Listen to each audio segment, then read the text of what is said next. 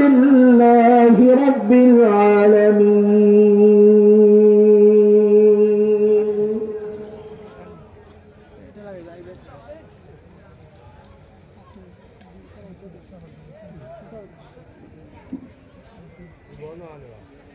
पाबंदी तकदीर के पाबंदी अहकाम,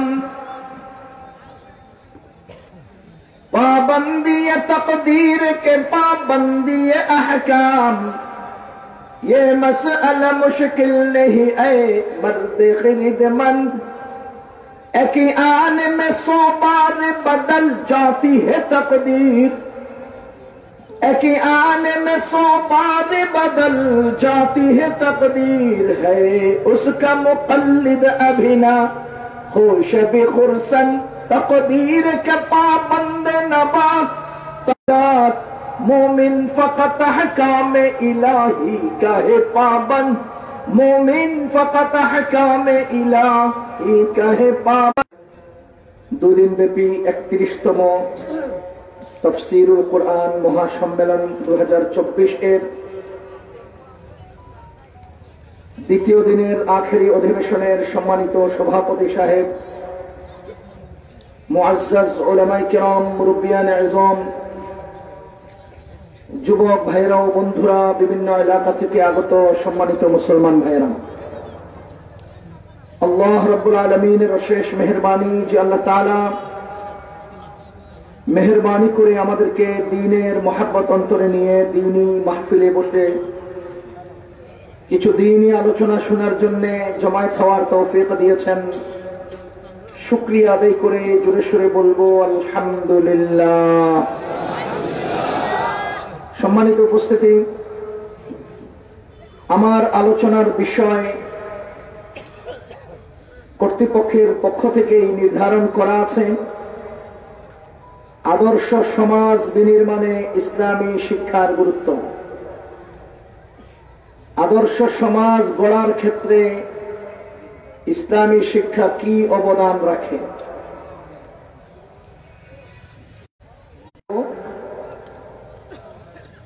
প্রথমত, আদর্শ সমাজ কাকে বলে, এরপরে আমরা দেখব ইসলামী শিক্ষায় সে আদর্শ সমাজের রূপরেখাগুলো পাওয়া যায় কিনা। প্রথম প্রশ্ন, আদর্শ সমাজ কাকে বলে। দ্বিতীয় বিষয়, আদর্শ সমাজ যে গুণাগুণের সমাজকে বলে সেই গুণাগুণের শিক্ষা ইসলামী শিক্ষায় আছে কিনা। যদি মনে করেন যে আদর্শ সমাজ আপনার বুঝ মতো, আপনার শিক্ষা মতো বর্তমান বাংলাদেশের দায়িত্বশীলদের পক্ষ থেকে জোরালো কণ্ঠে যে উন্নয়নের স্লোগান হয়, সেই উন্নয়নের স্লোগানের সাথে প্রকৃত উন্নয়নের কোন সম্পর্ক নেই। যদি আদর্শ বলতে আপনারা আপনাদের বুঝমতে আদর্শকে আদর্শ মনে করেন, তাহলে চলমান উন্নয়ন আর আপনাদের সমাজের আদর্শ এক হয়ে গেলে আমাদের ইসলামী শিক্ষার সাথে আপনাদের আদর্শে নাও মিলতে পারে। আমি জানি না আমার কথাগুলো বুঝাতে পারছি কিনা।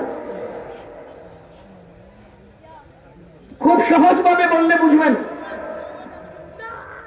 ঢাকা থেকে সিলেট আসার রাস্তা সুন্দর হয়েছে, ঢাকার অলিতে গলিতে জ্যাম কমে ফ্লাইওভার হয়েছে, নদীপথে যাতায়াতের জন্য লঞ্চ উন্নতি হয়েছে, ঢাকা চট্টগ্রাম যাতায়াতের জন্য ডাবল লাইনে ট্রেন চলে, আমাদের প্রত্যেকের হাতে হাতে মোবাইল ফোন উঠেছে।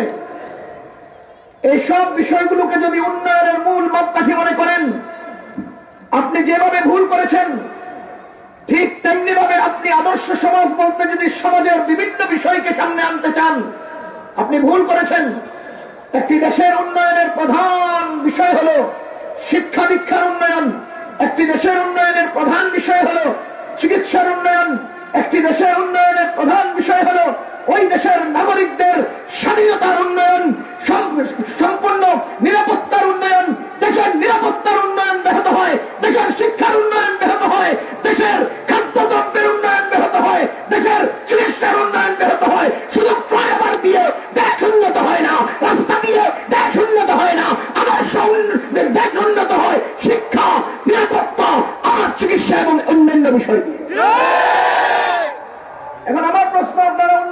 কি দিয়ে? যদি কোন রাস্তা দিয়ে, তো ওই জাতীয় সিস্টেমে আপনি যদি আদর্শ সমাজ বলতে বুঝান, তাহলে আপনাদের সাথে আমাদের নাও মিলতে পারে।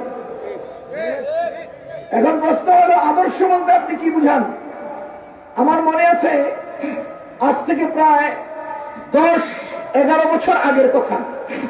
তখন আমি কচুখাত ঢাকা ক্যান্টনমেন্ট এলাকায় এক মসজিদ ইমামতি করতাম। এক ভাই এসে আমাকে বলতেছে, হুজুর, আমরা একটা মাল্টিপারপাস কোঅপারেটিভ সোসাইটি, আপনারা কি বলেন এটাকে, এটা মাল্টিপারপাস কোম্পানি চালু করেছে। কোম্পানির নাম দিয়েছে কি জানেন? লাভবাইক মাল্টিপারপাস কোঅপারেটিভ সোসাইটি, লাভবাইক। সে আমাকে এসে বলতেছে যে আমরা আমাদের লাভবাইক cooperative society multipurpose company Islamic শরিয়া মোতাবেক পরিচালনা করি, ঠিক আছে না? সে জিজ্ঞেস করতেছে ঠিক আছে না? তো আমি ওনাকে বললাম যে আপনার লাভবাইক মাল্টিপারপাসের নিয়মতান্ত্রিকতা এক পাশে এনে আপনি ইসলামী শরীয়ত বলতে কি বুঝলেন সেটা আরেক পাশে এনে দুটোটা আমার সামনে আনবেন। তো আমি প্রথমে দেখবো আপনার বুঝমতো ইসলাম ঠিক আছে কিনা, এরপরে মিলাবো আপনাদের মাল্টিপারপাসের কার্যক্রম ইসলামী শরীয়ত মতো হচ্ছে কিনা। আপনি ইসলামী শরীয়ত বলতে কি বুঝলেন? আরে আপনার ইসলামী শরীয়ত তো আপনার মতো করে আপনি বানিয়ে দিয়েছেন, কথা বুঝতেছেন?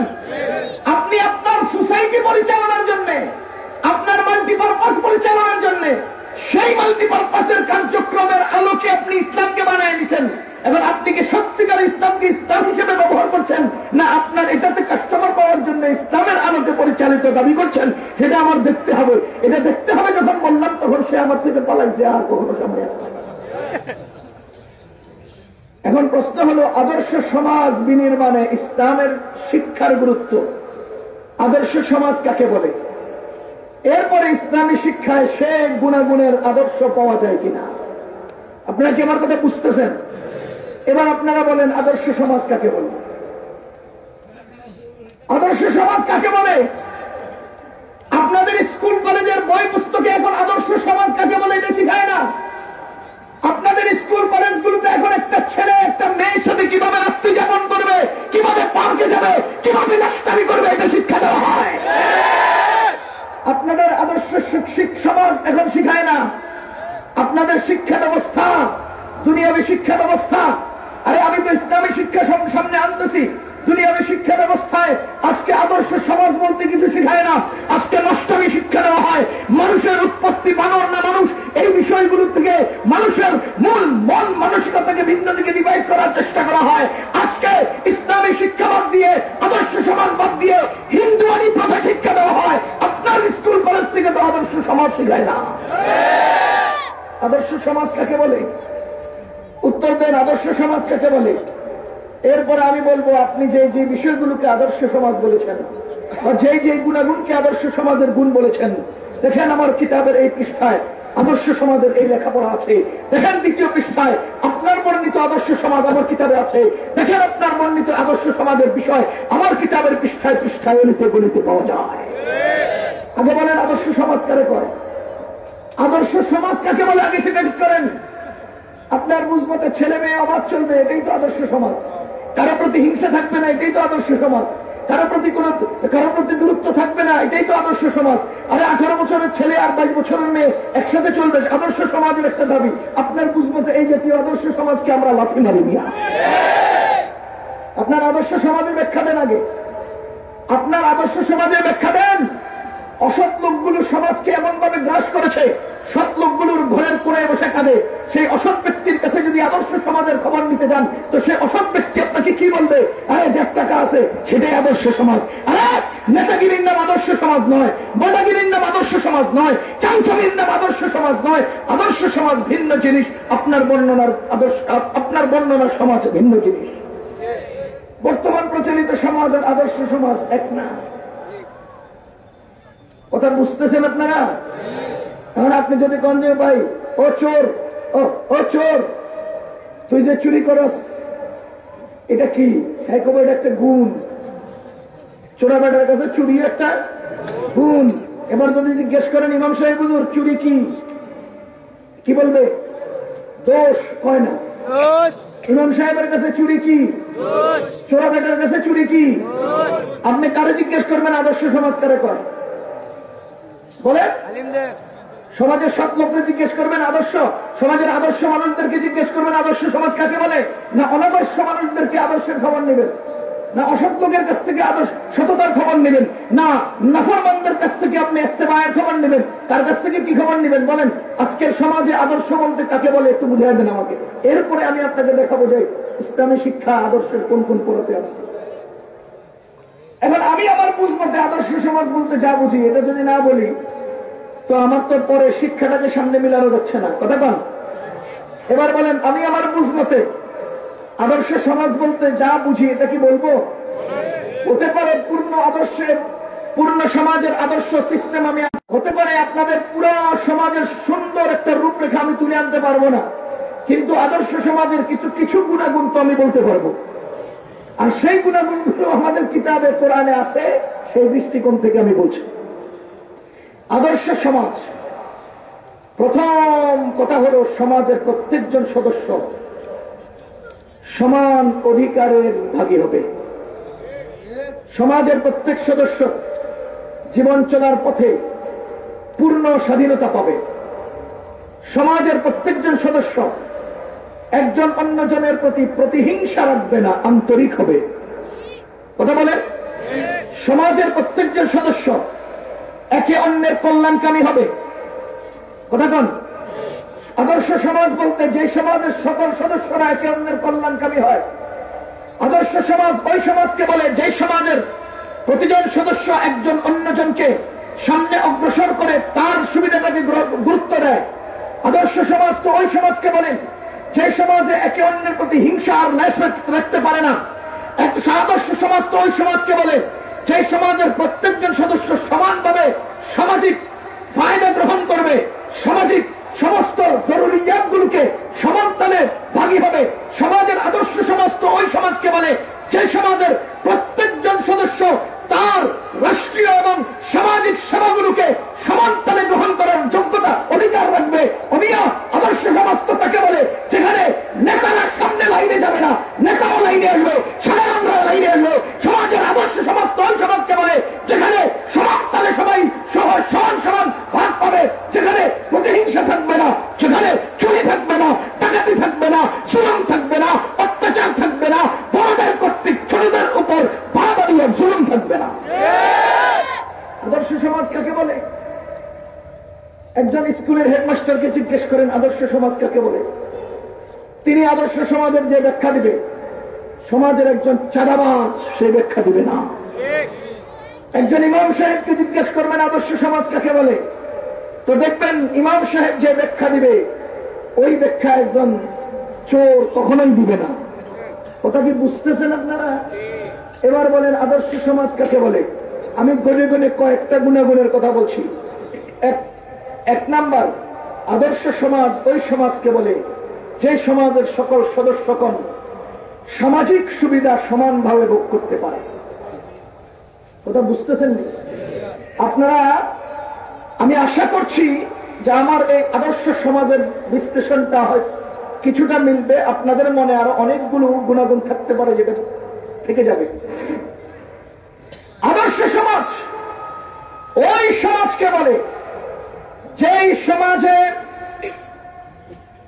ইনসাফ থাকবে, ন্যায় পরায়ণতা থাকবে, সমান সমান ভাগাভাগি হবে। আদর্শ সমাজ সেই সমাজকে বলে যে সমাজে প্রভাবশালী কর্তৃক দুর্বলরা নিগৃহীত হবে না, লাঞ্ছিত হবে না, অপমানিত হবে না। আদর্শ সমাজ তো ওই সমাজকে বলে যে সমাজের ক্ষমতাশীলদের দ্বারা দুর্বলরা বাড়াবাড়ির শিকার হবে না। আদর্শ সমাজ ওই সমাজকে বলে যে সমাজের প্রতিটি সদস্য তার বিপরীত সদস্যের প্রতি আন্তরিক হবে। আদর্শ সমাজ ওই সমাজকে বলে যে সমাজের প্রত্যেকজন ব্যক্তি বিপরীত পক্ষের ব্যক্তিটার কল্যাণকামী হবে। এবার আসেন ইসলাম আদর্শ সমাজ বিনির্মাণে কি শিক্ষা দেয়? আদর্শ সমাজে মদ থাকবে না, আদর্শ সমাজে জুয়া থাকবে না, আদর্শ সমাজে চুরি থাকবে না, আদর্শ সমাজে ডাকাতি থাকবে না, আদর্শ সমাজে ছিনতাই থাকবে না, আদর্শ সমাজে চাঁদাবাজি থাকবে না, আদর্শ সমাজে বালিশের দাম ৬০,০০০ টাকা হবে না। একটা বালিশের দাম ৬০,০০০ টাকা হবে না। আদর্শ সমাজ বিনির্মাণে একটা কলা গাছের দাম ১.৫ লাখ টাকা হবে না। আদর্শ সমাজ বিনির্মাণে একজন ব্যক্তির ৬৫০টা বাচ্চা হবে না। কথা বুঝতেছেন আপনারা? কয়দিন আগে পত্রিকায় দেখলাম সরকারি ফায়দা নেওয়ার জন্য ৩ জন সরকারি কর্মকর্তা ৬৮০ জন না কতজন তাদের বাচ্চা দেখাইয়া সরকারি বাচ্চাদের ফায়দা নিয়েছে। এদিক দিয়া জন্ম নিয়ন্ত্রণ করে, হ্যাঁ, আর ওদিক দিয়ে হেরাই আবার ৬৮০ জন বাচ্চা দিয়ে সরকারি ফায়দা লুটে। যে সমাজে এগুলো থাকবে না ওই সমাজকে কি বলে? আদর্শ সমাজ বলে। যে সমাজে হিংসা থাকবে না আদর্শ সমাজ বলে। যে সমাজে অন্যের উপর চাপ সৃষ্টি করে নিজে ক্ষমতা দখলের উপায় তারা করবে না সেই সমাজকে আদর্শ সমাজ। এবার আসেন আদর্শ সমাজ বিনির্মাণে ইসলামের শিক্ষা। ও মুসলমান, বর্তমান সমাজের প্রথম এবং প্রধান একটা দাবি আছে। সেই দাবি হলো ক্ষমতাসীনরা দুর্বলদের মাঝখানে ফিতনা লাগায়, প্যাঁচ লাগায়, আর তারা নিজেরা শালীনতার সাথে। আপনি আমাকে আদর্শ সমাজে ইসলামের শিক্ষার কথা বলেছেন। আমি যদি বর্তমান সমাজের চিত্রটা আনি তো ইসলামী শিক্ষা বা আদর্শ সমাজ বলতে আপনি কি বুঝবেন? এজন্যই বলছি বর্তমান পৃথিবীর সমাজ ব্যবস্থায় সমাজের লিডার যারা, এরাই সাধারণ জনগণের মাঝখানে পেঁচ লাগায়। কোথায় কি লাগায়? দুইজনের মাঝখানে পেঁচ লাগায়, আর সে হয় বিচারক, শালীনদার। আমার আল্লাহ রাব্বুল আলামিন বলেন, শুনো শুনো, আদর্শ সমাজ ব্যবস্থায় ইসলাম তোমাকে কি দেয়? আল্লাহ তাআলা বলেন, ইন্নামাল মুমিনুনা ইখওয়া। আদর্শ সমাজের প্রত্যেক মুসলমান একজন আরেকজনের ভাই। ইন্নামাল মুমিনুনা ইখওয়া, সমস্ত মুমিনরা একজন আরেকজনের ভাই। এই ভাই হওয়ার দাবিতে প্রথম কি চায়, এই দাবি কি কামনা করেন? আল্লাহ তাআলা বলেন, ফাসলিহু বাইনা আখাওয়াইকুম, তোমাদের ভাইদের মাঝখানে প্যাঁচ লাগাইও না, প্যাঁচ ছুটাইয়া দাও, মীমাংসা করে দাও। কথা বলেন, কি করে দাও? মীমাংসা কয় না, কি করে দাও? ইন্নামাল মুমিনুনা ইখওয়াতুন ফাসলিহু বাইনা আখাওয়াইকুম, নিশ্চয় মুমিনরা একজন আরেকজনের ভাই, ভাইদের মাঝখানে মীমাংসা করে দাও। মুসলমান, আল্লাহ তাআলা বলেন, তোমাদের পারস্পরিক সম্পর্কটাকে আরো মজবুত করো, সম্পর্ক বিচ্ছিন্ন করো না, সম্পর্ককে জড়ায় দাও, সম্পর্ককে দূরে দূরে সরিয়ে দিও না। ফাসলিহু বাইনা আখাওয়াইকুম, ফাসলিহু বাইনা আখাওয়াইকুম। আপনাদের এই এলাকায় সিলভারের দোকান আছে না? সিলভারের হান্ডি পাতিল বিক্রি করে আছে না? ওই হান্ডি পাতিলগুলো বড় বস্তাতে ঢুকিয়ে বাসের ছাদে করে ঢাকা থেকে আনা হয়। বলেন তো, একটা বস্তার মধ্যে অনেকগুলো হান্ডি একত্রে বাসের ছাদে উঠতে আর নামতে ধাক্কা লেগে ট্যাপ গলে যায় না? আপনার ট্যাপ গলা বুঝেন? সেফা হয়ে যায়, সেফা হয়ে যায়, বুঝেন? ট্যাপ গলে যায় না? এখন হান্ডির দোকানে দোকানদার যখন বিক্রি করে তখন কি ওই সেফা অবস্থায়, ট্যাপ গলা অবস্থায় আপনাকে বিক্রি করে, না এটাকে সোজা করে? সোজা করার তাদের একটা যন্ত্র আছে। যন্ত্র হলো দুটো কাঠ, দুই টুকরা কাঠের একটা ভিতর দিয়ে দেয় আর একটা বাহির থেকে তাপ করে একটা বাড়ি দিলে সোজা হয়ে যায়। কথা বলেন? আমার আল্লাহ তাআলা বলেন, শোনো, মুসলিম সমাজে বসবাসকালে এক বস্তায় অনেকগুলো হান্ডি থাকলে যেমন নড়াচড়ায় ট্যাপ গলে যায়, ছাপা লেগে যায়, ঠিক তোমাদের মুসলিম সমাজ চলতেও একজন আরেকজনের সাথে আচরণে, চলাচলে, লেনদেনে, বসবাসে এরকম খোঁচা লাগবে, ট্যাপ গলে যাবে, প্যাচ লাগবে। ফাসলিহু বাইনা আখাওয়াইকুম, দুটো কাঠের টুকরা রাখো, একটা ভিতরে দিয়ে আর একটা উপরে দিয়ে থাপ করে মারো, মীমাংসা করে দাও। কার নির্দেশ? এটা আদর্শ সমাজ আমার আল্লাহ আমাকে শিক্ষা দিয়েছেন। আদর্শ সমাজের একজন ব্যক্তি আরেকজন ব্যক্তির প্রতি বিদ্রোহ বিদ্রোহী হবে না, বিদ্বেষী হবে না, হিংসা রাখবে না, দূরত্ব বজায় রাখবে না, পারস্পরিক মীমাংসা করে সামাজিক জীবনযাত্রায় একজন আরেকজনের কত কিছুই তো লেগে যায়। আপনার গরু আমার ধান খাবে, খেতেই পারে, আমরা এখানে ঝগড়া বৃদ্ধি করব না, মীমাংসা করব। আপনার বাচ্চা আমার গাছের বড়ই খেয়ে ফেলতে পারে, আরে এটা নিয়ে ঝগড়া বৃদ্ধি করব না, মীমাংসা করব। আপনার কোনো সমস্যা আমার সামনে চোখে পড়তে পারে, এটা নিয়ে বাড়াবাড়ি করব না, মীমাংসা করব। আমার আল্লাহ বলেন ফাসলিহু বাইনা আখাওয়াইকুম, মুসলিম সমাজ ব্যবস্থায় তোমরা দূরত্ব নয় সম্পৃক্ত হও। কথা বুঝতেছেন আপনারা? মজার বিষয় হলো এখানে একটা ফজিলতের গল্প না শুনাইলে আমাদের অন্তরের মধ্যে স্পৃহা তৈরি হবে না। প্রতিটি কর্মের ফজিলত হলো কর্মের প্রতি স্পৃহা তৈরির মাধ্যম। আপনাকে আমি 1 মাস চাকরি করলে 30,000 টাকা বেতন দেব, আগে না বললে কাজে স্পৃহা আসবে না। এজন্য ইসলামের কোনো আমল নাই যে আমলের প্রতিদান আল্লাহ আগেই ঘোষণা দেন নাই। কেন? বান্দা যেন স্পৃহা অন্তরে নিয়ে ভালোভাবে আমল করতে পারে। এবার আসেন সমাজ বিনির্মাণে পারস্পরিক সম্পর্ক বিচ্ছিন্ন না করে একত্রিত হওয়া, মীমাংসা করার দ্বারা আমাদের লাভ কি? রাসূল করিম সাল্লাল্লাহু আলাইহি ওয়াসাল্লাম আমাদেরকে ছোট্ট একটা হাদিস শুনিয়েছেন, মান তারাকাল মারআ ওয়া হুয়া মুহিক্কুন বুনিয়া লাহু বাইতান ফি ওয়াসাতিল জান্নাহ। সুবহানাল্লাহ, সবাই বলেন সুবহানাল্লাহ। মান তারাকাল মারআ, মিশকাত শরীফে যারা আমাদের উলামায়ে কেরাম আছেন, ছাত্র ভাইরা আছেন, মিশকাত শরীফে হাদিসটা দেখবেন, নিচে দিয়ে লেখা আছে বাইনা সতর, হাশিয়ার মধ্যে লেখা আছে আয় আল জিদালা মান তারাকাল মারআ আয় আল জিদালা। তার মানে যে ব্যক্তি কোনো মানুষকে ছেড়ে দেয়, অর্থাৎ তার সাথে ঝগড়া না করে, ইগনোর করে, তার থেকে ফিরে চলে আসে, পারস্পরিক ঝগড়া বিবাদে লিপ্ত না হয়, ওহুয়া মুহিক্কুন, নিজে হকদার হওয়া সত্ত্বেও নিজের স্বার্থটাকে বিসর্জন দিয়ে যেই ব্যক্তি আরেক ব্যক্তির সাথে ঝগড়া থেকে বিরত থাকে, আল্লাহ তাআলা ওই ব্যক্তির জন্য জান্নাতের মাঝখানে একটা বাড়ি তৈরি করে দেন। বলেন তো, যেই ব্যক্তি হক হওয়া সত্ত্বেও কি ত্যাগ করে? কয় না ঝগড়া, বলেন না, নিজে হক ত্যাগ করব, ঝগড়া বলে না কেন? নিজে ত্যাগ করব, তৈরি হবে বাড়ি, তৈরি হবে কোথায়? তাহলে নিজে হক ছাড়লাম, ঝগড়া, তৈরি হবে বাড়ি জান্নাতের মাঝখানে। এ মুসলমান, যেদিন এটা পাইবেন সেদিন যে চিৎকার দিবেন, আজকে একটু জোরে চিৎকার দিয়ে কোন সুবহানাল্লাহ।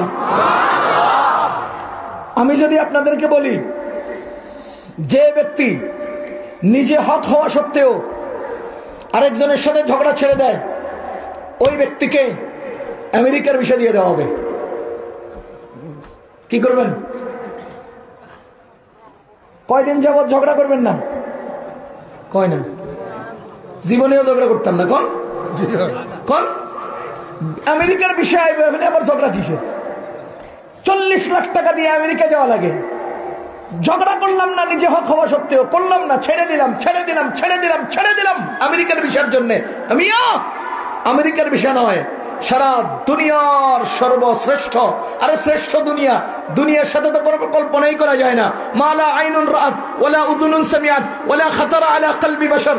আমার আল্লাহ বলেন, পৃথিবীর কোনো মানুষের কল্পনায় যার চিত্র অঙ্কিত হয় নাই, এই জাতীয় জান্নাতের মাঝখানে তোমার জন্য বাড়ি তৈরি হবে। শুধু বিষা দিতাম না বেটা, বাড়ি সহ দিয়ে দিমু। হ্যাঁ, শুধু বিষা নয়, বাড়ি সহ দিয়ে দেবেন। কে দিবেন? কোথায়? বলেন না কোথায়? কি দিবেন? কি করলে? ঝগড়া ত্যাগ করলে। বলেন কি করলে? ঝগড়া ত্যাগ করলে। কোন অবস্থায়? নিজে হক হওয়া সত্ত্বেও। এটার 3টা উদাহরণ দেই তো সহজে বুঝবেন। এই হুজুরের কাছ থেকে আমি 5,000 টাকা হাওলাত নিয়েছি। হাওলাত বুঝেন? উধার নিয়েছে, ঋণ নিয়েছে। আজকে জানুয়ারির কত তারিখ? 19 জানুয়ারির 10 তারিখে হুজুরকে টাকা দিয়ে দেব, এই ওয়াদা করে 5,500 টাকা বা 5 টাকা ওনার থেকে আমি হাওলাত নিয়েছি, ঋণ নিয়েছি। জানুয়ারির আজকে 19 তারিখ, আমি আজও টাকা দেই নাই। উনি আজকে আমার সাথে সাক্ষাৎ করে বলেন, এ মিয়া, জানুয়ারির 10 তারিখে দিবেন বলে 5 টাকা হাওলাত নিলেন, এখনো দিলেন না যে? আমি তৎক্ষণাৎ আমার সুর চেঞ্জ করে চোখ বড় করে ওনাকে বললাম, কি বলেন? আমি ঠিক 10 তারিখ আপনার টাকা দিয়ে দিছি। আসলে দেই নাই বলেন? আসলে এবার বলেন, উনি যদি বলে যে আপনি দেন নাই, আমি যদি বলি দিয়েছি, আমি হক না উনি হক? বলেন উনি হক। এবার আমার সাথে ঝগড়া বাড়তেছে, উনি বলে দেন নাই, আমি বলছি দিয়েছি, আমি বলেছি দিয়েছি, উনি বলে দেয় নাই। ঝগড়া তো বাড়তেছে। শেষ পর্যন্ত আল্লাহর বান্দা আজকের এই হাদিসটা শুনেছে যে হক হওয়া সত্ত্বেও ঝগড়া বিবাদ বন্ধ করে সেখান থেকে চলে আসলে আল্লাহ জান্নাতের মাঝখানে বাড়ি দিবে। এটা কানে আসার সাথে সাথে, দেমাগে আসার সাথে সাথে উনি বলতেছে আচ্ছা ঠিক আছে, যদি আপনি দিয়ে থাকেন আমি পাইছি। শেষ ঝগড়া। উনি না পেয়েও পেয়েছেন বলে দাবি করে চলে গেছেন। ঝগড়া আছে না শেষ? আমাদের নবীজি বলেন, উনি হক হওয়া সত্ত্বেও নিজের স্বার্থ ত্যাগ করে আরেকজনের সাথে ঝগড়ার নিরসন করেছে, তো আল্লাহ এই উসিলায় তার জন্য জান্নাতের বাড়ি তৈরি করবেন। দ্বিতীয় নম্বর উদাহরণ, 10 তারিখে আমি ওনার 5 টাকা দিয়ে দিছি। 19 তারিখে উনি এসে আমাকে বলে আপনি টাকা দেননি।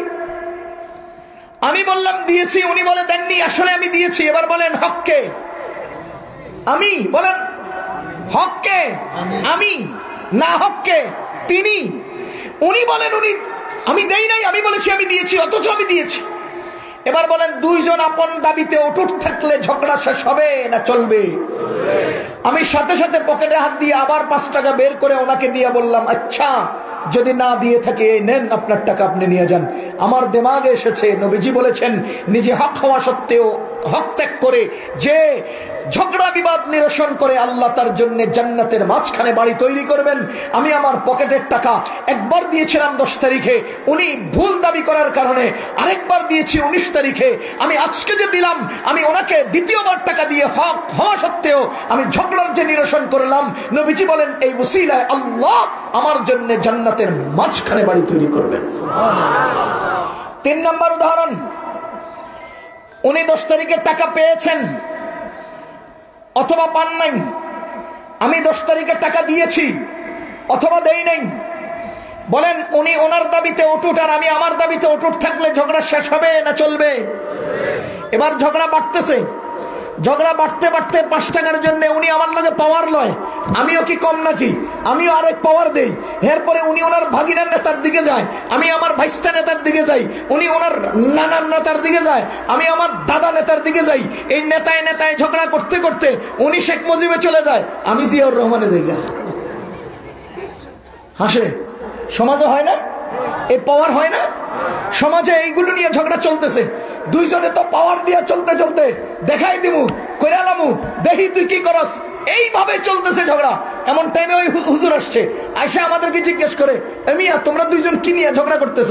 হুজুর বলে, উনি বলে আমি 5 টাকা দিয়েছি হাওলাত, হে বেটা টাইম মতো দেয় নাই, এখনো দেয় নাই। আর আমি বলি 10 তারিখে দিয়ে দিছি। দুইজনের ঝগড়া চলতেছে। হুজুর জিজ্ঞেস করে টাকা কে দিয়েছ? উনি বলে আমি দিয়েছি।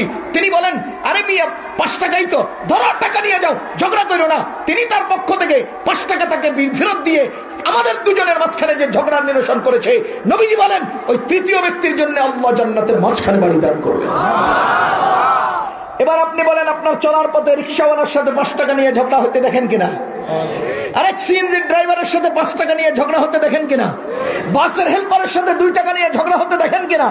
তৎক্ষণাৎ হেল্পারকে ডাক দিবেন, এদিকে আসেন, কত দরকার? উনি কত নিয়ে ঝগড়া করে? 5 টাকা। বেটা লইয়া যা, ঝগড়া শেষ কর। খোদার কসম, আমার অস্তিত্বের চেয়েও নবীজির হাদিস সত্য। আসমানের অস্তিত্বের চেয়েও নবীজির হাদিস সত্য। তুমি রিক্সাওয়ালাকে 2 টাকা দিয়ে দুজন মুসলমানের ঝগড়া বিবাদ বন্ধ করে 2 টাকা দিয়ে জান্নাতের বাড়ি কিনতে পারবা।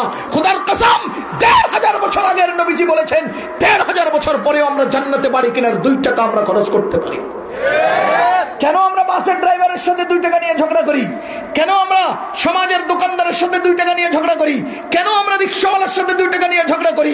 আমার আল্লাহ বলেন ইন্নামাল মুমিনুনা ইখওয়া ফাসলিহু বাইনা আখাওয়াইকুম, ইসলাহ করো, বিবাদ বৃদ্ধি কইরো না। আদর্শ সমাজের দাবি হলো মীমাংসা করো, বিবাদ বৃদ্ধি কইরো না। তোমাদের সমাজ বিবাদ বৃদ্ধি করে, আমাদের ইসলাম বিবাদ দূর করে। তোমাদের সমাজ বিবাদ বৃদ্ধি করে। দেখো না, এই সমাজের ভাই তার ভাইয়ের বিরুদ্ধে 5টা মামলা করে রাখছে। দেখো, জিজ্ঞেস করো, জিজ্ঞেস করো আপন বাবা তার সন্তান বিরুদ্ধে মামলা করে রাখছে। আরে জিজ্ঞেস করো ভাই বোনের বিরুদ্ধে মামলা করে রেখেছে। জিজ্ঞেস করো এই সমাজের ভাতিজারা ঐক্যবদ্ধ হয়ে চাচার মাথা ফাটিয়েছে। খবর নাও, তোমাদের আদর্শ তোমাদের সমাজ কেমন ভাবে তৈরি করেছে, আমাদের ইসলাম আমাদের কেমন আদর্শ শিক্ষা দিয়েছে। ফাসলিহু বাইনা আখাওয়াইকুম, মীমাংসা করো, বিবাদ বাড়াইও না। কথা কি বুঝতেছেন আপনারা? ইন্নামাল মুমিনুনা ইখওয়া, মুমিনরা কি ভাই ভাই। সুবহানাল্লাহ। এবার আসেন একজন মুমিন আরেকজন মুমিনের ব্যাপারে প্রথম কাজ হলো কল্যাণকামী হবে। কি হবে? তাহলে আদর্শ সমাজ আমাদেরকে কল্যাণকামিতা শিখায়, আদর্শ সমাজ আমাদেরকে কল্যাণকামী হওয়া শিখায়। আমাদের নবীজি সাল্লাল্লাহু আলাইহি ওয়াসাল্লাম বলেছেন আদ-দীনু আন-নাসিহা, আদ-দীনু আন-নাসিহা, দিন হলো কল্যাণ কামনার নাম। বলেন তো আদর্শ সমাজের আরেকটা দাবি কি? আরে কল্যাণকামী হওয়া, কয় না? কল্যাণকামী কি হওয়া, কি হওয়া, কি হওয়া? কল্যাণকামিতা বুঝেননি? কল্যাণকামিতা মানি হলো আমি নিজের সুবিধা যেমন দেখি অন্যের সুবিধা তেমন দেখি, এটার নাম কল্যাণ কামনা। বলেন, নিজের সুবিধা যেমন দেখি অন্যের সুবিধা তেমন দেখি, এটার নাম কল্যাণ কামনা। এজন্যই নবীজি বলেন আদ-দীনু আন-নাসিহা, দিন হলো কল্যাণ কামনার নাম। আরেক হাদিসে নবীজি বলেন লা ইউমিনু আহাদুকুম, তোমাদের কেউ ঈমানদার হতে পারবে না হাত্তা ইউহিব্বা লিগাইরিহি মা ইউহিব্বু লিনাফসিহি, যতক্ষণ সে নিজের জন্য যা পছন্দ করে অন্যের জন্য তা পছন্দ না করে ততক্ষণ সে প্রকৃত ঈমানদার হতে পারে না। মুসলমান আজকে আরেকজনের কল্যাণ কামনা তো দূরের কথা, আজকে আরেকজনকে কিভাবে গর্তের মধ্যে ফেলবো এটা নিয়ে চিন্তা করি। কথা কান, আজকের মানুষ তো সমান তালে থাকতে পছন্দ করে না, গর্তে নিক্ষেপ করতে পছন্দ করে। অথচ আমাদের নবীজি বলেন নিজের জন্য যা পছন্দ করো অন্যের জন্য তা পছন্দ না করলে তুমি ঈমানদার হতে পারো না। লা ইউমিনু আহাদুকুম হাত্তা ইউহিব্বা লিগাইরিহি মা ইউহিব্বু লিনাফসিহি, যতক্ষণ পর্যন্ত তুমি নিজের জন্য যা পছন্দ করো অন্যের জন্য তা পছন্দ না করো ততক্ষণ তুমি ঈমানদার হতে পারবে না। এই মুসলমান, কল্যাণ কামনা এটা অনেক বড় গুণ। দিনদারি কল্যাণ কামনার সাথে সম্পর্ক। কল্যাণ কামনার অলিতে গলিতে দিনদারি। যার মধ্যে কল্যাণ কামনা নাই তার মধ্যে দিনদারি নেই। বলেন, যার মধ্যে কল্যাণ কামনা নাই তার মধ্যে দিনদারি। কথা কয় না, কথা কয় না। আজকের সমাজ সিলেট থেকে সুনামগঞ্জের বাসে উঠছেন, উঠে আল্লাহর বান্দা পেছনের সিটে গিয়ে বৈশাই চোখ বন্ধ করে ঘুমায় গেছে, অথবা বসে নিচের দিকে বসে বসে মোবাইল টিপতেছে। উদ্দেশ্য ভালো না। উদ্দেশ্য কি? ভালো না। বাসের হেল্পার তার কাছে ভাড়া চায় নাই। সিলেট থেকে ধারণ বাজারের ভাড়া কত বলেন না? 40 টাকা বা 50 টাকা। হেল্পার ভাড়া চায় নাই। কেন চায় নাই? 2 কারণে। 1 নাম্বার, সে মনে করেছে ভাড়া দিয়েছেন এজন্য, বেখেয়ালিতে চায় নাই। 2 নাম্বার, আমাদের সমাজের লোকেরা হেল্পারে দ্বিতীয়বার ভাড়া চাইলে হাত উঠায়। কোন হেল্পার দ্বিতীয়বার ভাড়া চাইলে হাত উঠায়? এই বেটা একবার দিছি না বেটা, আমার চাষ বেটা। কি কোন? একবার দিছি না বেটা, আমার চাষ। এ মিয়া, হেল্পার, আপনি কি হেল্পারের দুলাভাই লাগেন? একবার দিলে হে মনে রাখতে পারবে? আপনি কি হেল্পারের ভাইস্তা লাগেন? আপনি কি আপনার দেওয়ার সাথে সাথে সে মনে রাখতে পারবে?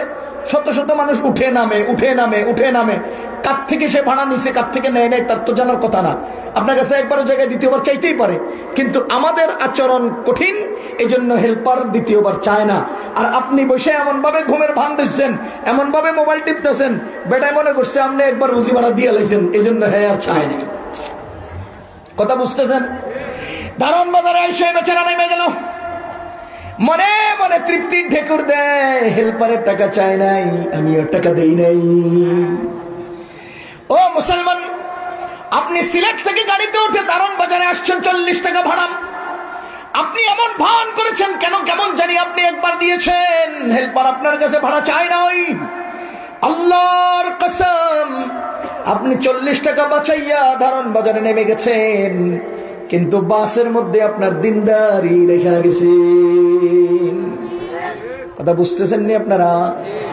আমাদের আল্লামা আশরাফ আলী থানভী রাহিমাহুল্লাহ, তার একটা ঘটনা এমন আছে, তিনি তার মুরিদদেরকে বলতেন, দেখো কোন সময় যদি সময় স্বল্পতার কারণে গাড়িতে উঠার আগে টিকিট করতে না পারো, তবে তুমি উঠে গিয়ে যেখানে নামবা সেখানে অবশ্যই টিকিটটা করে নিবা, অতটুকুন জায়গার দূরত্বের ভাড়া দিয়ে টিকিট করে নিবা, যাতে করে সরকারি ফান্ড থেকে তোমার 1 টাকাও মেরে খাওয়ার নমুনা না পাওয়া যায়। ও মুসলমান, থানভী রহমতুল্লাহি আলাইহির ঘটনা কিতাবে পড়েছি। তিনি একবার পরিমাণের বেশি সামান নিয়ে ট্রেনে উঠবেন। প্রত্যেকটা গাড়ির একটা নির্ধারিত হ্যান্ডব্যাগের পরিমাণ থাকে না, 10 কেজি 15 কেজি। এই 15 কেজির উপরে নিলে আপনাকে ভাড়া দিতে হবে, এটা হলো নিয়ম। থানভী রহমতুল্লাহি আলাইহি এই সামানের ভাড়ার টিকিট কেনার জন্য লাইনে দাঁড়াইছেন। ওনার টিকিট হয়ে গেছে, কিন্তু আজকে আসার সময় জিনিস বেশি হয়ে গেছে, যেই পরিমাণ সঙ্গ করে আনার কথা, তার মানে ফ্রিতে নেওয়ার অনুমতি আছে, তার চেয়ে পরিমাণে বেশি জিনিস হয়ে গেছে বলে ওই জিনিসের ভাড়া টিকিট কিনতে গেছেন। এমন টাইমে ট্রেনের টিটি থানভী রহমতুল্লাহ আলাইহিকে দেখে চিনে ফেলছে। চিনে সে দৌড়াইয়া হুজুরের কাছে গেছেন, যে বলতেছে, হুজুর জি, আমি এই ট্রেনের টিটি, আপনি কতটুক যাবেন? আমি অত দূর যাব। আমি এই ট্রেনের টিটি, আপনি টিকিট করা লাগবে না, আমি কিছু বলবো না। কথা বুঝতেছেন? আমাদেরকে ছাড় দেয় না, এই জাতীয় ছাড়গুলো আমরা নেই না ফায়দা। থানভী রহমতুল্লাহি আলাইহি জিজ্ঞেস করে, আপনি কত দূর যাবেন? ওই টিটি বলেন, আমি তো অমুক স্টেশন পর্যন্ত যাব, মনে করেন শায়েস্তাগঞ্জ পর্যন্ত যাব। থানভী রহমতুল্লাহি আলাইহি বলেন, আমি তো এরপরেও যাব, আমি তো আরো দূরে যাব। টিটি বলেন, হুজুর শায়েস্তাগঞ্জ থেকে নতুন যে টিটি উঠবে, আমি তাকে আপনার কথা বলে দেব, সেও আপনাকে কিছু বলবে না। থানভী রহমতুল্লাহি আলাইহি বলেন, সেই ব্যক্তি কত দূর যাবেন? ওই টিটি বলেন, সে লাকসাম পর্যন্ত যাবেন। থানভী রহমতুল্লাহি আলাইহি বলেন যে আমি তো আরো দূরে যাব। বলেন টিটি পরের টিটিকেও বলে দেবে, আপনাকে তারা কিছু বলবে না। তিনি জিজ্ঞেস করেন, সেই টিটি কত দূর যাবে? ওই লোক বলে, সেই টিটি চট্টগ্রাম পর্যন্ত যাবে, তার মানে শেষ স্টপেজ পর্যন্ত যাবে। থানভী রহমতুল্লাহি আলাইহি বলেন, ভাইও আমি তো আরো দূরে যাব। কথা বুঝতেছেন নি আপনারা? আমি তো আরো দূরে যাব, আমি তো আরো দূরে যাব, আমি তো আরো দূরে যাব। তোমার ঠিকানা জমিনের উপরে, আমার ঠিকানা কবরে। আমি তো আরো দূরে যাব। তুমি দুনিয়ার সমস্ত ট্রেনের টিকিট আমার থেকে মাফ করিয়ে দিতে পারো, কিন্তু সরকারি কোষাগারের নিয়ম ভঙ্গ করে আমি যে 10 টাকা বাঁচায় নেব, কবরে গেলে আমি এর কি জবাব দেব? তোমার টিটির চেয়েও বড় টিটি তো কবরে বসে আছে, তুমি টিটির চেয়েও 1000 কোটি গুণের টিটি, বড় বড় টিটিটা বসে আছে। তোমাকে আমি ফাঁকি দিয়ে যেতে পারলেও শেষ ঠিকানায় আমার কি হবে? ও মুসলমান, আজকে আমরা দোকানে গিয়ে সামান কিনলাম, 380 টাকার মাল কিনলাম, দোকানদারকে 500 টাকার নোট দিলে সে আমাকে 220 টাকা ফেরত দেবে। ঘটনার চক্রে দোকানদার ভুল ক্রমে আমাকে 320 টাকা ফেরত দিয়ে দিল। আমি হাতে নিয়ে দেখলাম আমার গণনায় 100 টাকা বেশি আসছে। তৎক্ষণাৎ পকেটে ঢুকাইয়া ধুম করে দিলাম দৌড়। আস্তে আস্তে মনে মনে তৃপ্তির ঢেকুর দেই, দোকানদার ভুল করে 100 টাকা বাড়তি দিয়ে দিয়েছি, ফেরত দিলাম না, লাভ হইয়া গেছে। আল্লাহর কসম, তুমি তার কল্যাণকামী হইলা না। 100 টাকা পকেটে ঢুকাইয়া কোটি কোটি কোটি কোটি কোটি কোটি টাকার দিন তুমি ফালাইয়া আসলা। কথা বুঝতেছেন নি আপনারা? এইভাবে আমরা অগণিত ক্ষেত্রে আমরা অন্যের কল্যাণ কামনা করি না। আরে মুসলমান, একটা ঘটনা বললে বুঝবেন। অন্যতম একজন সাহাবী হযরতে জারীর ইবনে আব্দুল্লাহ রাদিয়াল্লাহু আনহু। কি নাম? কোন কি নাম? মুসলমান, হলিউডের 10 জন নায়িকার নাম বলেন। আর্জেন্টিনা ব্রাজিলের 10 জন খেলোয়াড়ের নাম বলেন।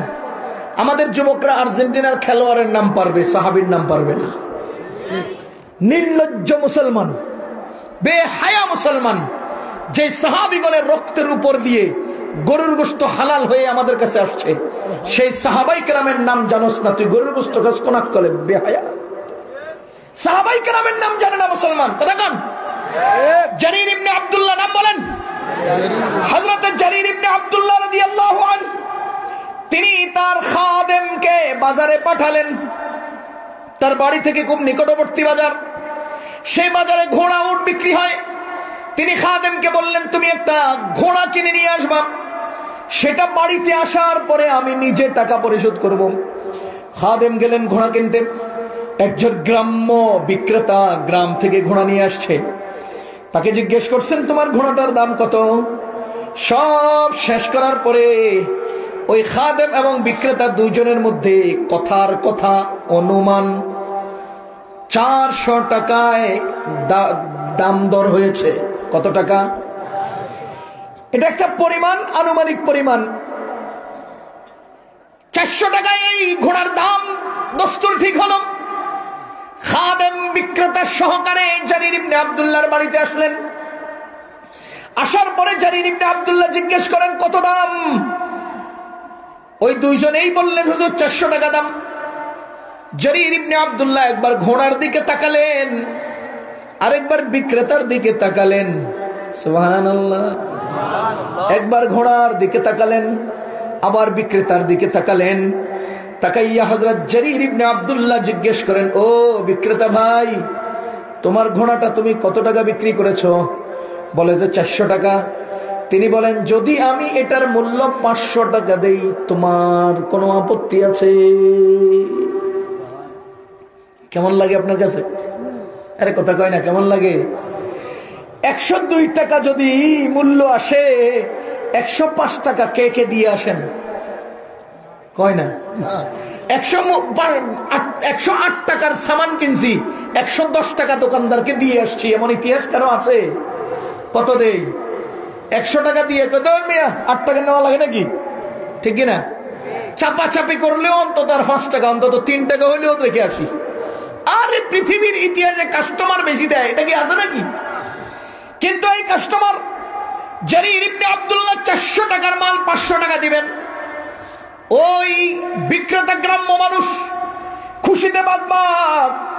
জারীর ইবনে আব্দুল্লাহ আবার জিজ্ঞেস করেন, ও মিয়া ভাই, যদি আমি তোমার ঘোড়াটাকে 600 টাকা দিয়ে কিনি, কোনো অসুবিধা? না। খুশিতে বেটা একেবারে চেহারায় ঝিলিক পড়া শুরু হয়েছে। তিনি জিজ্ঞেস করেন, যদি আমি 700 টাকা দেই? আরো খুশি। যদি আমি তোমার এই ঘোড়ার মূল্য 800 টাকা দেই? ওই বেটা খুশিতে লাফানি শুরু করেছে। হযরত জারীর ইবনে আব্দুল্লাহ তাকে 800 টাকা পরিশোধ করে বিদায় করলেন। মুসলমান, যেই মূল্য সেখানে নির্ধারিত হয়েছে তার দ্বিগুণ মূল্য দিলেন। আমি বুঝাতে চাইলাম এই কথা, সেই দিনের খাদেমের সাথে ওই বিক্রেতার যে মূল্য নির্ধারণ হয়েছে, সেই মূল্যের দ্বিগুণ মূল্য জারীর ইবনে আব্দুল্লাহ পরিশোধ করলেন। যখন বিক্রেতা চলে গেল, উপস্থিত লোকজনে তাকে জিজ্ঞেস করছেন, হুজুর, আপনি তো কামাল কইরা দিলেন, বেটা 400 টাকা বেচে আপনি 800 টাকা দেন কে লিগা? বেটা 400 টাকা দিয়ে বিক্রি করলো, আপনি 800 টাকা দিলেন কেন? ও মুসলমান, এ দুনিয়ার মুসলমান, ও ইমানদার, আমাদের আজকের এই আলোচনা শুনেন। জারীর ইবনে আব্দুল্লাহ কিয়ামত পর্যন্ত আগত মুসলমানদেরকে শিক্ষা দেওয়ার যেই কথাটা এদিন বলেছেন, এটা আমাদের জিন্দেগির জন্য সবচেয়ে বড় শিক্ষা। হযরত জারীর ইবনে আব্দুল্লাহ রাদিয়াল্লাহু আনহু তিনি বলেন, শোনো, আমি রাসূল করিম সাল্লাল্লাহু আলাইহি ওয়াসাল্লামের হাতে হাত রেখে এই মর্মে বায়াত গ্রহণ করেছি যে যতদিন বেঁচে থাকব অন্যের কল্যাণ কামনা করব। জারীর ইবনে আব্দুল্লাহ বলেন, আমি রাসূল করিম সাল্লাল্লাহু আলাইহি ওয়াসাল্লামের হাতে হাত রেখে এই মর্মে ওয়াদা করেছি যতদিন বেঁচে থাকবো অন্যের কল্যাণ কামনা করব। যখন আমার খাদেম ঘোড়াটা কিনে বাড়িতে নিয়ে আসলাম, আমি তো ঘোড়ার দিকে তাকালাম, আমি তো সেই বিক্রেতার চেহারার দিকে তাকালাম। আমি চেহারাকে গ্রাম্য পেয়েছি, সরল সহজ পেয়েছি। এই লোকটা বর্তমান বাজার সম্পর্কে জানে না, এই জন্য সে গ্রাম থেকে এসে তার ঘোড়াটা অজানা দরে বিক্রি করে দিয়েছে। আরে আমি তো আজকের বাজার দর জানি, এই ঘোড়া আজকের বাজারে 800 টাকার নিচে বিক্রি হয় না। আজকের দিনে এই ঘোড়ার দাম 800 টাকার নিচে হবে না। ওই গ্রাম্য লোক না জানার কারণে, সরলতার কারণে, আজকের বাজার দর না জানার কারণে সে তার ধারণা অনুপাতে 400 টাকা বিক্রি করে দিয়েছে। আমি তো কল্যাণ কামনা করবো, ওয়াদা করেছি।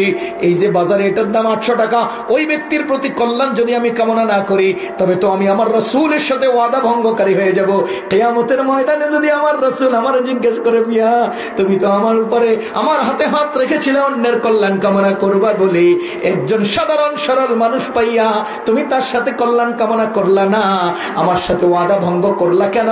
যদি এই প্রশ্ন আমার সামনে আসে আমি কি জবাব দেব? এই জন্যই আমি নবীজির সাথে কৃত সেই ওয়াদা পূর্ণ করার জন্যে আমি প্রকৃত মূল্য বিক্রেতার হাতে তুলে দিয়েছি।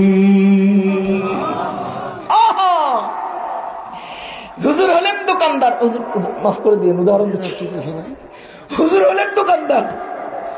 এই দোকানদার থাকলে 10 টাকার জিনিস 8 টাকায় বেচা যায় না, 10 টাকার জিনিস 8 টাকায় কেনা যায় না।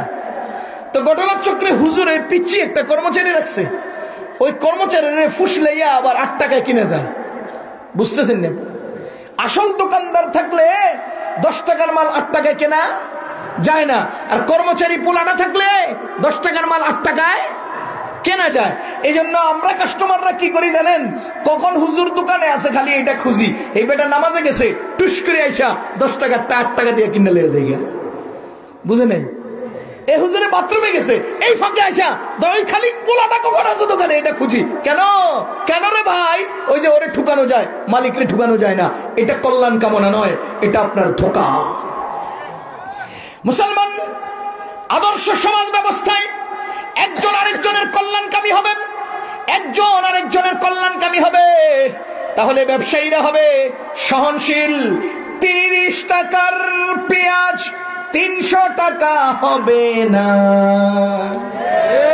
তোমাদের সমাজ তো আজকে অনাদর্শে ভরে গেছে, তোমাদের সমাজ প্রকৃত আদর্শের গণ্ডির বাইরে চলে গেছে, প্রকৃত গণ্ডি ক্রস করেছে।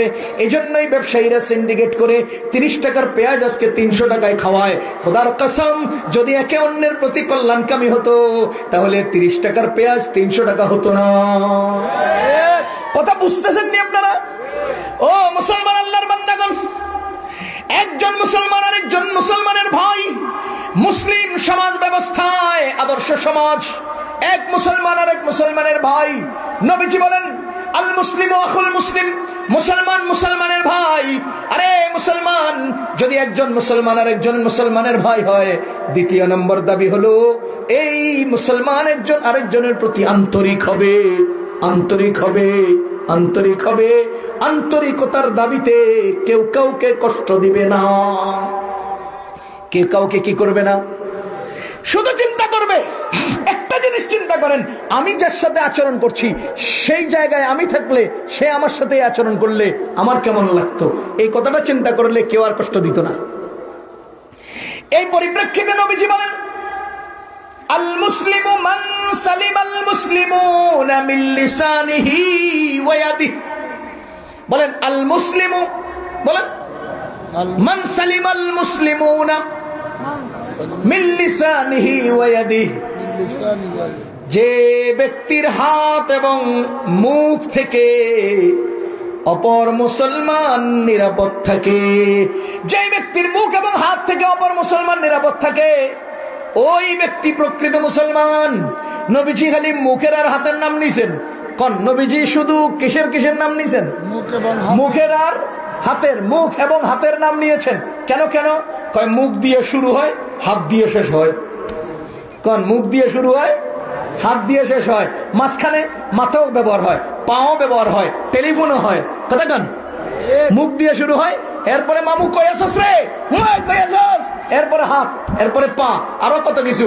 খোদার কসম নবীজি প্রথমটা এবং শেষটা ধরছে যাতে করে বাকিগুলো ঠিক হয়ে যায়, বাকিগুলো ভিতরে ঢুকে যায়। আল মুসলিমু মান সালিম আল মুসলিমুনা মিন লিসানিহি ওয়া ইয়াদিহি। আদর্শ শিক্ষার এক আদর্শ সমাজ ব্যবস্থায় ইসলামের শিক্ষা হলো একজন মুসলমান অপর মুসলমানের কে বলে আন্তরিক হতে হবে। আন্তরিকতার দাবিতে কেউ কাউকে কষ্ট দিবে না। যদি কষ্ট না দেয় তাহলে সে মুসলমান হবে। কিসের থেকে কষ্ট দিবে? কোন কোন অঙ্গ দিয়ে কষ্ট দিবে না? মুখ দিয়ে আর হাত দিয়ে। তার মানে কোনো অবস্থাতেই অপর মুসলমানকে কষ্ট দেওয়া যাবে না। ও আল্লাহর বান্দাগণ, মানুষ মানুষকে হয়তো মুখ দিয়ে কষ্ট দেয়, না হয় হাত দিয়ে কষ্ট দেয়। মুখ দিয়ে বিভিন্ন আইটেমের কষ্ট আছে, মুখ দিয়ে বিভিন্ন আইটেমে কষ্ট দেয়, গালি দেয়, বকা দেয়, চগলখুরি করে, গীবত করে, আরেকজনের কান ভারী করে, পুরো এলাকাকে তার বিরুদ্ধে উচকে দেয়। আমাদের মিডিয়াগুলো যেভাবে এক এক সময় এক একজনের বিরুদ্ধে লাগে, ঠিক এরকম মুখ দিয়া মিডিয়াওয়ালারা যেরকম বক্তব্য ঝাড়ে। মানুষের গরু ভেসে যায়, মিডিয়াওয়ালাদের কোনো খবর নাই। তিস্তার নদীতে, তিস্তার পানিতে হাতি একটা ভেসে আসলে সব পাগলা মিডিয়া সেদিকে ছুটে। কথা বুঝেন নাই? ঘটনাকে এক একদিকে এরা মোড় নেয়, এক একদিকে রূপরেখা। এটা মুখ মুখ মুখ মুখ। এই মুখের কারণে আমাদের দেশ সমাজ সব নষ্ট হয়ে যাচ্ছে। 2 নম্বর হলো হাত। এই হাত দিয়ে বিভিন্ন ভাবে কষ্ট দেওয়া হয়, পিটানো হয়। হাত দিয়ে মিথ্যা সাক্ষী লেখা হয়। বর্তমান যুগের সবচেয়ে শক্তিশালী হাতের কষ্ট হলো মিথ্যা সাক্ষীতে সাইন করা। কথা বুঝতেছেন? হাত দিয়ে মাইর দেওয়ার চেয়ে মিথ্যা সাক্ষীতে সাইন করা বেশি ক্ষতিকর। এই হাত দিয়ে আজকে আমরা একে অন্যকে কষ্ট দিচ্ছি। আল মুসলিমু মান সালিম আল মুসলিমুনা মিন লিসানিহি ওয়া ইয়াদিহি। আদর্শ সমাজে একজন মুসলমান ওই সময় প্রকৃত মুসলমান হবে যখন তার হাত এবং তার মুখ এবং হাত থেকে অন্য মুসলমান নিরাপদ হবে। মুসলমান আদর্শ সমাজে একজন প্রতিবেশীর গুরুত্ব অপরিসীম, একজন প্রতিবেশীর গুরুত্ব অনেক বেশি। নবীজি সাল্লাল্লাহু আলাইহি ওয়াসাল্লাম একদিন বলেন ওয়াল্লাহি লা ইউমিন, আবার বলেন ওয়াল্লাহি লা ইউমিন, আবারও বলেন ওয়াল্লাহি লা ইউমিন। কিলা মান ইয়া রাসূলুল্লাহ, ও মুসলমান। নবীজি বলেন আল্লাহর কসম সে ঈমানদার না। আবারও বলছেন আল্লাহর কসম সে ঈমানদার না। আবারও বলছেন আল্লাহর কসম সে ঈমানদার না। এ ভাই, নবীজি কাউকে ঈমানদার না বলতে হলে কসম করা লাগে? কয় না, কসম করা লাগে। নবীজি এখানে কসম করছেন। আরে কসম একবার করলে তুমি আকাশ সমান ভারী হয়ে যায়, সেখানে নবীজি 3 বার কসম করছেন। খেয়াল করতেছেন? নবীজি বলেন ওয়াল্লাহি লা ইউমিন, আল্লাহর কসম ওই ব্যক্তি ঈমানদার না। ওয়াল্লাহি লা ইউমিন, আল্লাহর কসম ওই ব্যক্তি ঈমানদার না।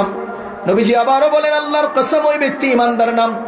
সাহাবায়ে কেরাম হতভম্ব হয়ে গেলেন, পেরেশান হয়ে গেলেন, অস্থির হয়ে গেলেন। নবীজি বেঈমান বেঈমান বেঈমান। আরে শুধু এমনি নয়, কসম করে করে বলছেন এ কোন বেঈমান? কিলা মান ইয়া রাসূলুল্লাহ, ইয়া রাসূলুল্লাহ, কোন হতভাগা কপাল পড়া যাকে আপনি কসম করে বেঈমান বললেন? নবীজি বলেন আল্লাযী লা ইয়ামানু জারুহু বাওয়াইকা, যেই ব্যক্তির আচরণ থেকে তার প্রতিবেশী নিরাপদ নয়, ওই ব্যক্তি ঈমানদার নয়। যে ব্যক্তির অসৎ আচরণ থেকে তার প্রতিবেশী নিরাপদ নয়, ওই ব্যক্তি ঈমানদার নয়।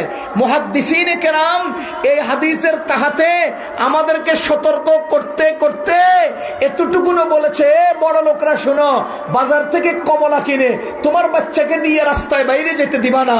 ওই বাচ্চা কমলা খাবে, অনেক গরিব পরিবারের বাচ্চারা দেখবে, গরিব পরিবারের মা বাবার দিলের মধ্যে ব্যথা আসবে।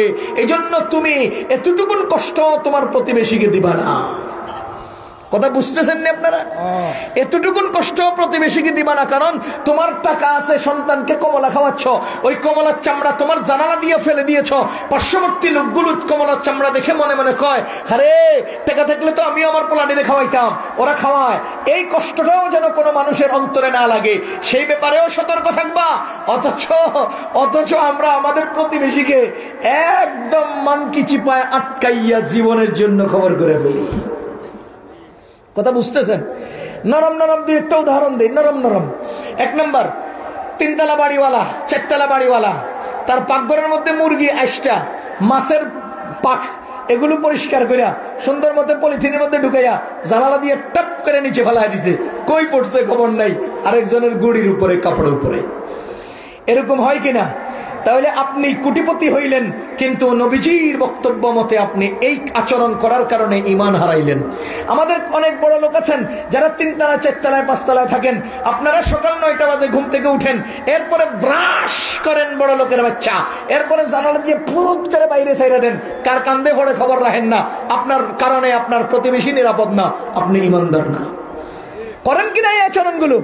আপনি সুন্দর মতো চিকা, আর ইন্দুরটা মারা গেছে, ইন্দুরটা মরে গেছে আপনার বাড়িতে, আপনি এটারে পামাত দিয়ে টিস্যু দিয়ে ধইরা এমন ভাবে ফিক্কা মারেন, কোথায় গিয়ে খবর নাই, প্রতিবেশীর বাড়িতে গিয়ে পড়ে, সেখানে পচে গলে গন্ধ হয়, আপনার কারণে প্রতিবেশী কষ্ট পাচ্ছে, আপনি ঈমানদার হতে পারেন নাই। এগুলো সহজ উদাহরণ। ভারী উদাহরণ কি দিয়ে দিতাম? আরে ভারী উদাহরণ কি দিয়ে দেব? হায় হায় হায়, ওয়াল কইরা হেরে রাস্তা দিয়ে না। এই জাতি এমন ভাবে ওয়াল করে, পাশের লোকগুলো তার লাশের খাট বের করার জায়গা পায় না। কথা কন কেন? আপনি এখানে 1 ফিট জায়গা ছাড়লে তার উপকার হয়, আপনার উপকার হয়, আপনি কেন আপনার এই আচরণ দিয়ে আপনার প্রতিবেশীকে কষ্ট দেন? কোনো দরকার নাই এখানে ওয়ালের, কোনো কাম নাই, কিন্তু হ্যাঁ দিবে, কারণ এই প্রতিবেশী ওখানে সুখে থাকতে দিবে না। হয় কিনা এরকম? মুসলমান নবীজি বলেন, ওয়াল্লাহি লা ইউমিন, ওয়াল্লাহি লা ইউমিন, ওয়াল্লাহি লা ইউমিন, আল্লাহর কসম ওই ব্যক্তি ইমানদার না, ইমানদার না, আল্লাহর কসম ওই ব্যক্তি ইমানদার না। কিলা মান ইয়া রাসূলুল্লাহ, নবীজিকে জিজ্ঞেস করা হয়, ইয়া রাসূলুল্লাহ কে সে হতভাগা? নবীজি বলেন, আল্লাযী লা ইয়ামানু জারুহু বাওয়াইকা, যে ব্যক্তির অনিষ্ট থেকে তার বাবা, তার প্রতিবেশী, তার আশপাশের লোকজন নিরাপদ না, সেই ব্যক্তি ইমানদার না। ও মুসলমান, হযরত আয়েশা রাদিয়াল্লাহু তাআলা আনহা বলেন যে রাসূলুল্লাহ সাল্লাল্লাহু আলাইহি ওয়াসাল্লাম প্রতিবেশীর হক সম্পর্কে এমন বেশি খেয়াল করতে বলেছেন, এত বেশি সতর্ক করেছেন, আমরা তো ভয় পেয়ে গিয়েছিলাম, না জানি নবীজি প্রতিবেশীকে ওয়ারিশ বানায় দেয়। মুসলমান আল্লাহর বান্দাগণ, একজন মুসলমান আর একজন মুসলমানের ভাই। ইন্নামাল মুমিনুনা ইখওয়াতুন, আল্লাহ বলেন মুমিন মুমিনের ভাই। মুসলিম সমাজ ব্যবস্থায়, আদর্শ সমাজ ব্যবস্থায় মুমিন মুমিনের ভাই হলে 3 নম্বর বিষয় হলো একজন আর একজনের প্রতি আন্তরিক হবে। এই আল্লাহর বান্দাগণ, যদি আমার অন্তরে ওনার প্রতি আন্তরিকতা না থাকে, ওনার অন্তরে তার প্রতিবেশী বা সামাজিক প্রত্যেকটা ব্যক্তির প্রতি অন্তরে আন্তরিকতার মহব্বত না থাকে, আল্লাহর কসম, যার অন্তরে অন্যের প্রতি ভালোবাসা নাই, ওই ব্যক্তির অন্তরে ঈমান নাই। বলেন, যার অন্তরে ভালোবাসা নাই তার মধ্যে কি নাই? ঈমান নাই। এই জন্যই নবীজি বলেন, আল হুব্বু ফিল্লাহি ওয়াল বুগদু ফিল্লাহি মিনাল ঈমান, আল্লাহর জন্য মহব্বত, আল্লাহর জন্য ঘৃণা, এই 2টা নাম হলো ঈমান। দুঃখজনক সত্য হলো আজকের পৃথিবীতে মুসলমান আক্রান্ত, মুসলমান মার খায়, মুসলমান ক্ষত বিক্ষত হচ্ছে। এর কারণ আল্লাহ তাআলা আমাদেরকে বড় বড় 2টা নিয়ামত দিয়েছেন। বলেন, বড় বড় কি দিয়েছেন? 2টা নিয়ামত দিয়েছেন। একটার নাম ভালোবাসা, আরেকটার নাম রাগ এবং ক্ষোভ, ক্রোধ। একটার নাম মায়া, মমতা, মহাব্বত, ভালোবাসা, আরেকটার নাম রাগ, ক্ষোভ, ক্রোধ, গজব। বুঝতেছেন না আপনারা? তাইলে আল্লাহ আমাদের কাকে রাগ দেন নাই? এই আপনারা রাগেন না কে? রাগ করেন না কে? আরে আপনাদের কার অন্তরে মায়া নাই, মহব্বত নাই, ভালোবাসা নাই? কোন বাবা তার সন্তানকে মহব্বত করে না?